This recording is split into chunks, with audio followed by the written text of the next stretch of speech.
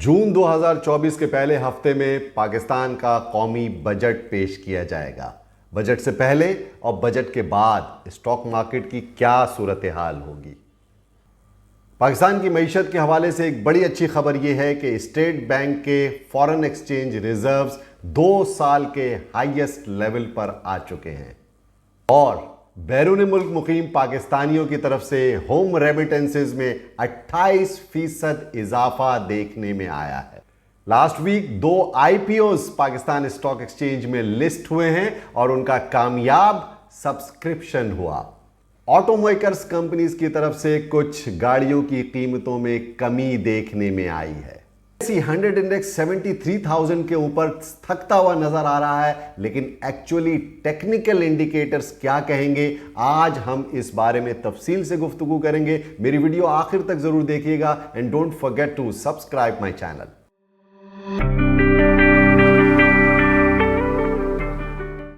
अस्सलाम वालेकुम, मैं हूं शकील नूर कमाल और हाजिर खिदमत हूं आपके सामने स्टॉक मार्केट का वीकली राउंड अप लेकर के। जैसा कि आप जानते हैं कि इस हफ्ते स्टॉक मार्केट बड़ी चॉपी वेव रही। मार्केट के अंदर प्रॉफिट टेकिंग भी नजर आई, मार्केट ऊपर भी जाती हुई नजर आई और मार्केट ने अपना ऑल टाइम हाई 73,449 का बना दिया इस वीक।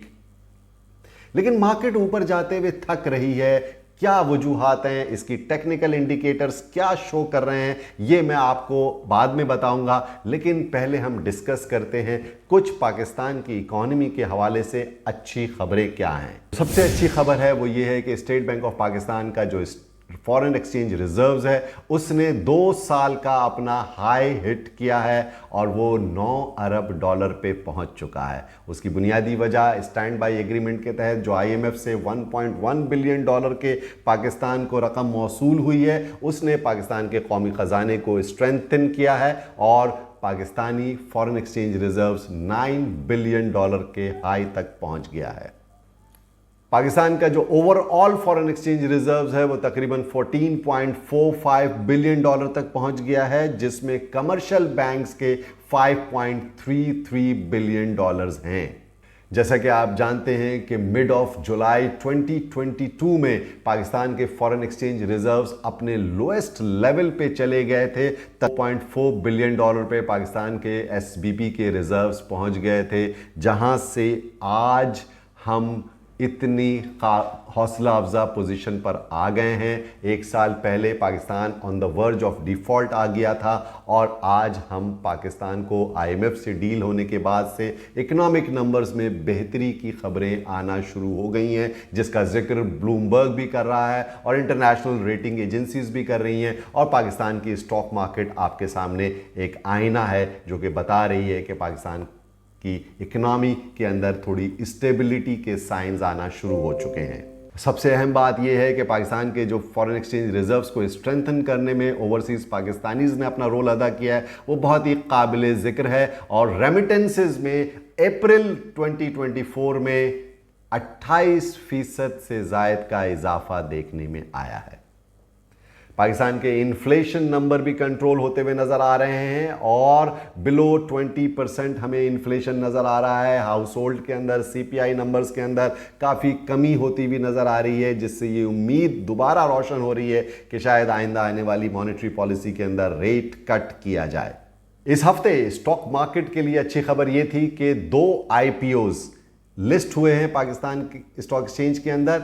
एक है रियल एस्टेट इन्वेस्टमेंट ट्रस्ट की कंपनी TPL REIT, जिसमें 1.46 टाइम्स ओवर सब्सक्राइब हुआ, और दूसरी एक पैकेजिंग कंपनी है IPAC के नाम से, जिसमें 1.73 टाइम्स ओवर सब्सक्रिप्शन हुई, जो कि एक हौसला अफजा निशानी है कि इन्वेस्टर्स नए IPOs के अंदर भी इंटरेस्ट ले रहे हैं। ऑटोमेकर्स ने इस दफ़ा गाड़ियों की कीमतों में काबिल ज़िक्र कमी की है। लेकिन ये कमी ज़्यादातर बड़ी गाड़ियों में और एसयूवीज़ में की है, और ख़ास तौर पर एक कोरियन कंपनी ने अपनी गाड़ियों की कीमतों में नुमायां कमी की है। छोटी गाड़ियों की कीमतों में हमें कोई ख़ास कमी देखने में नहीं आई। इसकी वजह आप सब वाकिफ़ हैं कि गुज़िश्ता काफ़ी अरसे से पाकिस्तान में ऑटो सेल्स में नुमायां कमी हुई है, और उसकी वजह परचेजिंग पावर, आवाम की क़ुव्वत ख़रीद में कमी है। इन्फ्लेशन बहुत ज़्यादा है पाकिस्तान में, और इंटरेस्ट रेट हाई रहा है, जिसकी वजह से पाकिस्तान में गाड़ियों की सेल्स में नुमायां कमी देखने में आई गुज़िश्ता अरसे में। लामहला गाड़ियों की कीमतों में कमी होने से ये इम्कान रोशन हो रहे हैं कि शायद गाड़ियों की फ़रोख्त में इजाफा होगा और ऑटो सेल्स के नंबर्स आइंदा आने वाले महीनों में कुछ बेहतर हो सकेंगे।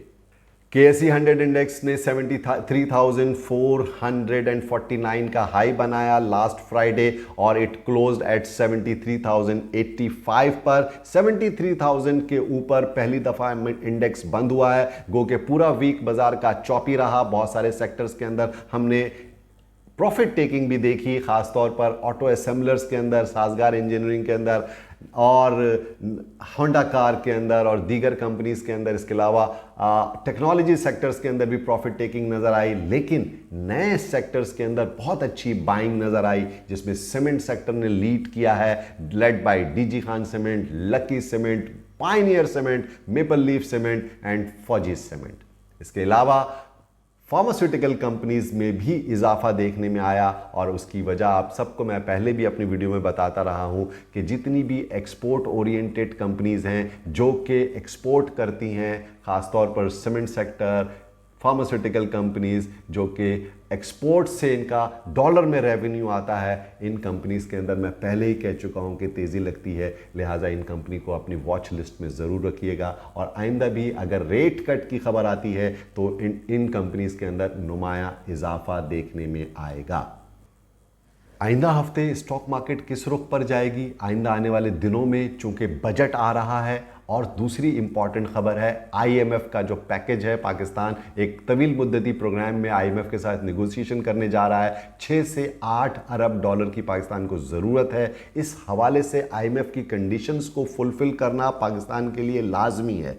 टेक्निकली मार्केट कैसे परफॉर्म कर रही है, गुज़िश्ता चार्ट आपके सामने है कि गुज़िश्ता महीनों के अंदर मार्केट ने किस तरह से अपना लो बनाया, और हायर हाइज बनाते हुए मार्केट हायर लोस की तरफ भी आई, मार्केट के अंदर प्रॉफिट टेकिंग भी आई, लेकिन मार्केट अपना बुलिश ट्रेंड कंटिन्यू कर रही है। क्रिटिकल लेवल मैं आपके सामने हाईलाइट करना चाहता हूं, वो है 72,500 से 71,900 तक का। ये लेवल बहुत क्रूशल है। अगर इसके नीचे मार्केट जाती है तो कोई फंडामेंटल रीजंस हो सकती हैं, IMF की सख्त शराइत आ सकती हैं, बजट के हवाले से कोई टैक्सेशन का मामला आ सकता है, कोई और पॉलिटिकल अनसर्टेनिटी क्रिएट हो सकती है। जैसा कि आप जानते हैं 9 मई से पहले इस्टेब्लिशमेंट और PTI के दरमियान जो लफ्जी जंगें हुई हैं वो एक अच्छी साइन नहीं है, क्योंकि पॉलिटिकल इनस्टेबिलिटी मार्केट के अंदर इन्वेस्टर्स का कॉन्फिडेंस ख़राब कर सकती है, और यही वजह मार्केट के गिरने की भी हो सकती है। लिहाजा अगर 71,900 के नीचे मार्केट जाती है तो हमारा क्या व्यू पॉइंट होगा, इसके लिए आप मेरी वीडियो ज़रूर देखते रहिएगा, और आइंदा मैं आपको बताऊंगा कि मार्केट उसके बाद क्या रुख इख्तियार करेगी। लेकिन मार्केट का बुलिश ट्रेंड आप चार्ट्स में देख रहे हैं कि किस तरह से ट्रेंड लाइन अपसाइड की तरफ जा रही है, और मार्केट ऊपर का सफर करते हुए 73,000 के ऊपर आज क्लोज हुई है,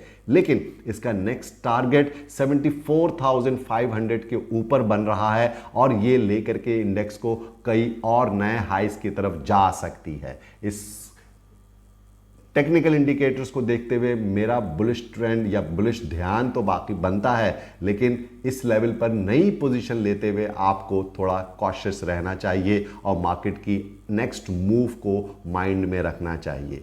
let's hope for the best.